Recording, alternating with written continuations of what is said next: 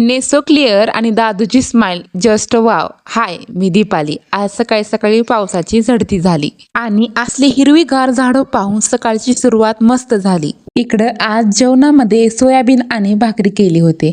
2 दिवस झाले दादूला बरं वाटत नाही, ते खूप जास्त सर्दी झाली म्हणून आज त्याला आंघोळ पण घालायची नव्हती. दादूचं टी शर्ट काढून तोच टी शर्ट गरम पाण्यात बुडवला आणि त्याच टी शर्टने त्याचं अंग व्यवस्थित पुसून घेतले. त्याचा शहाणपणा बघा, तो स्वतःला पावडर लावून घेतो.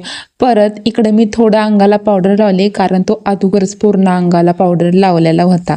परत लगेच त्याला सर्व औषधं पाजवली. तो औषधाला कधीच नाही म्हणत नाही. परत इकडे दादूला दुसरा टी शर्ट घातले हो. खरं तर त्याला कपडेच घालायला आवडत नाही.